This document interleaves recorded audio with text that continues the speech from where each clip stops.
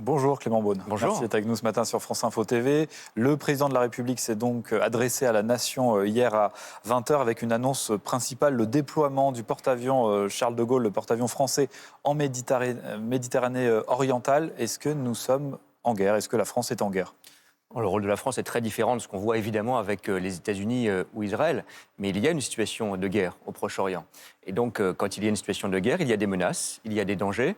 Et la France, le président l'a rappelé de manière pédagogique, je crois la plus rassurante possible aussi hier soir, doit défendre, protéger ses ressortissants d'abord, ses ambassades, ses emprises, ses bases, mais aussi ses alliés. Et donc, des actions de défense sont conduites et pourront être conduites en tant que de besoin dans les heures ou dans les jours qui viennent. Est-ce qu'il n'y a pas un risque quand même qu'on se fasse happer par ce conflit qui est en train de se régionaliser malgré nous? Est-ce que finalement, il n'y a pas un risque qu'on tombe dans ce piège aussi lancé par l'Iran qui attaque certains de nos alliés comme le Koweït, le Qatar ou encore les Émirats arabes unis? Non, mais il ne doit y avoir aucun doute sur le fait, là aussi le président l'a rappelé de manière très claire, que la France est une puissance qui défend les siens, qui défend ses alliés, qui défend ses intérêts directs et qui est une puissance crédible. Chacun doit le savoir aussi. Le président a parlé la veille de dissuasion que la France se protège en toutes circonstances avec les moyens proportionnés qui conviennent. Quand il y a des accords de défense avec des pays comme les Émirats arabes unis, comme le Qatar, comme le Koweït, il est naturel et nécessaire qu'on les défende parce que quand vous êtes une puissance qui a des accords de défense et que vous ne les exercez pas, vous n'êtes pas crédible d'une part et ça veut dire que vous ne pouvez pas avoir droit en quelque sorte à la même solidarité quand vos propres intérêts, vos propres personnalités sont en danger. C'est aussi la raison pour laquelle dans le cadre européen, c'est encore plus nécessaire. Vous avez rappelé que je suis ancien ministre de l'Europe, on a un partenariat stratégique avec Chypre qu'on doit défendre aussi. La sécurité de la région. Une frégate a été envoyée au large de Chypre, d'ailleurs. C'est l'annonce qu'a faite le président hier. De drones iraniens là-bas, en effet. À chaque fois, pour prendre toutes les mesures de précaution, de défense nécessaires, pour justement qu'un conflit ne soit pas au détriment, si je puis dire, des intérêts français. Mais le président l'a rappelé aussi très clairement, il y a des frappes qui sont en cours, qui ont été décidées par d'autres, par Israël, par les États-Unis, en réaction aussi à un danger. Le président a été très clair sur les responsabilités du régime iranien. Mais la diplomatie, et ça n'est pas une phrase diplomatique ou convenue, justement, doit reprendre ses droits, c'est-à-dire qu'il n'y aura pas d'issue uniquement par des actions militaires. Les actions militaires, elles peuvent être efficaces, elles peuvent être percutantes, si je puis dire. On le voit bien avec l'ampleur des frappes israéliennes et américaines. Ça peut même tuer un certain nombre de responsables iraniens, et personne ne les regrette. Mais il faut bien qu'il y ait des solutions, un moment de négociation, des solutions politiques et diplomatiques. C'est aussi le rôle de la France, qui siège au Conseil de sécurité des Nations Unies, que de le rappeler. Alors, Clément, justement, le rôle de la France, la place de la France et de l'Europe, est-ce qu'on n'est pas un peu spectateur?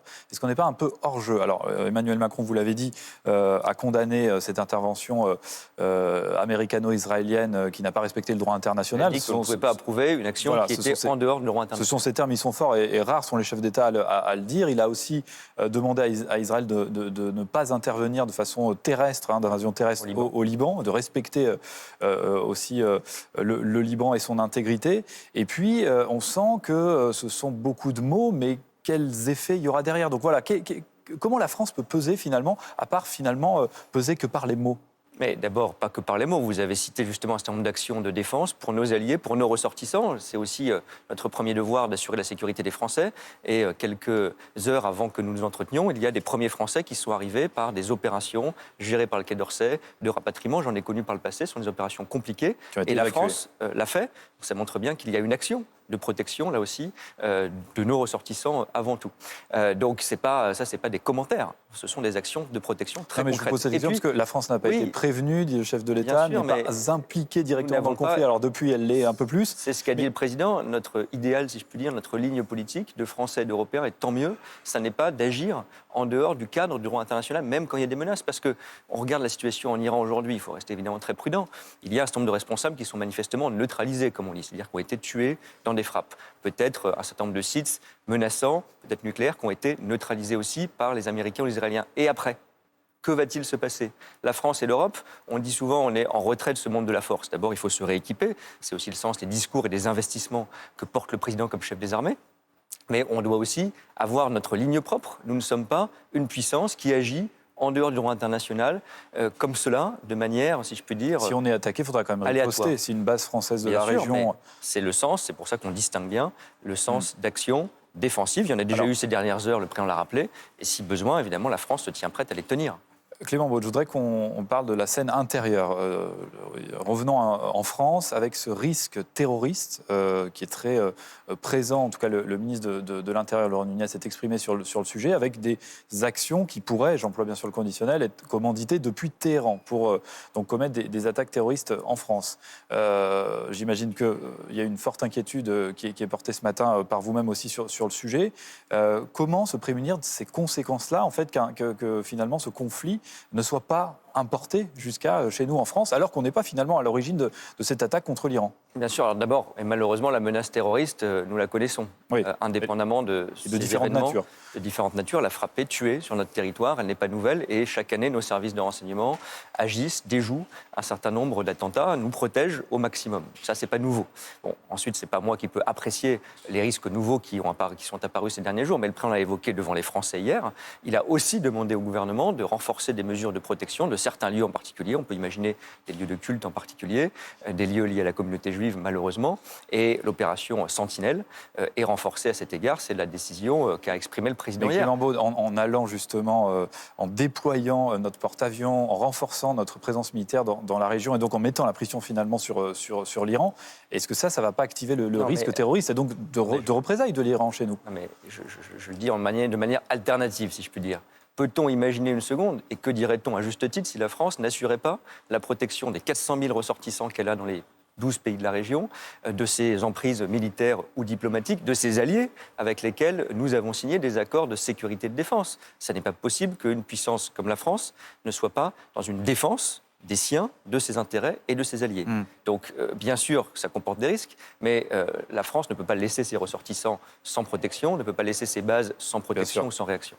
Clément Beaune, un mot sur cette nouvelle doctrine nucléaire française, la dissuasion nucléaire avancée. Emmanuel Macron s'était exprimé il y a quelques jours du côté de l'île Longue, non loin de Brest, sur cette base militaire opérationnelle. Il faut passer à une nouvelle doctrine nucléaire. Ça aussi, c'est important pour montrer qu'on est un pays qui militairement pèse dans le monde.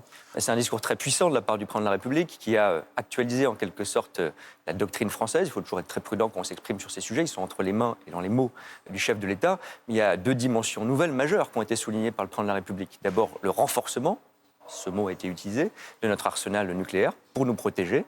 Et puis, des coopérations européennes qui sont plus fortes. J'ai beaucoup suivi ces questions.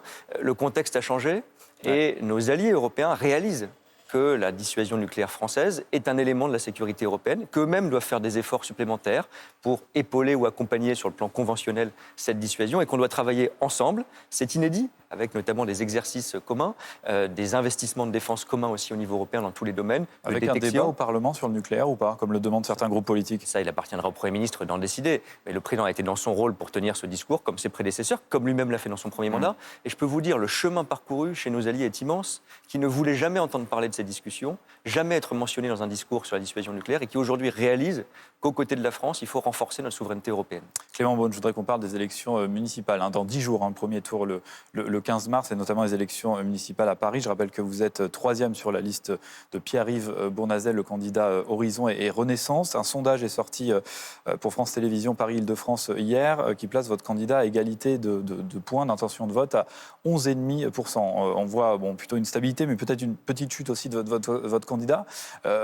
Comment vous voyez les choses? Est-ce que finalement votre candidat, on imagine qu'il va se maintenir, mais pour quelle raison? Quel est l'intérêt? Alors vous allez me dire, il y a un premier tour à jouer avant, oui, mais on sent que quand même c'est une candidature qui va être un petit peu la candidature faiseur de roi, soit dans le sens d'Emmanuel Grégoire, le candidat socialiste, soit la candidate LR, Rachida Dati. D'abord, c'est important, même dans ces circonstances, que notre démocratie vive. Donc ces élections sont essentielles. J'appelle chacun à se mobiliser, à voter. Ensuite, moi, je soutiens Pierre-Yves Bournazel parce que je pense que c'est un candidat de sérieux et de crédibilité à Paris. Et que le match sortant entre Mme Dati, Mme Hidalgo ou ses héritiers qui hurlaient au Conseil de Paris pendant des années est un match décevant dont les Parisiens ne veulent plus. Et effectivement, moi je veux tordre le cou à cette idée du vote utile. Personne ne sait ce qui va se passer le 15 mars. Aucun bulletin n'a été mis dans une urne où que ce soit, et pas à Paris certainement. Et donc il faut que chacun vote en fonction de ses convictions.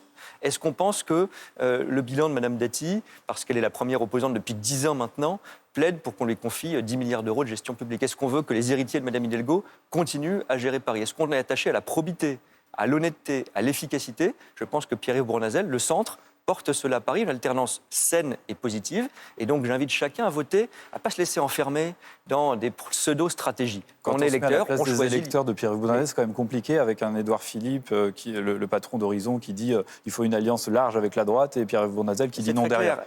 Juste en 2 mots, très rapidement. Regardez les projets. Il va y avoir 10 jours jusqu'aux élections. Beaucoup de Parisiens n'ont pas encore regardé les projets en détail. Celui de Pierre-Yves Bournazel sur le bus, sur la sécurité, est très fort et le plus puissant de tous. Et votez en fonction de vos convictions. Si vous pensez que cette modération, ce sérieux sont nécessaires pour Paris, votez pour Pierre-Yves Bournazel. Merci Clément Beaune, merci d'avoir été avec nous ce matin sur France Info TV. Merci Clément Beaune, 7h presque 52 minutes. Suite de notre édition spéciale, évidemment, sur France Info, sur cette guerre au Moyen-Orient avec les derniers développements. Et Jean-Mathieu Pernin, d'abord, on va essayer de se poser une question sur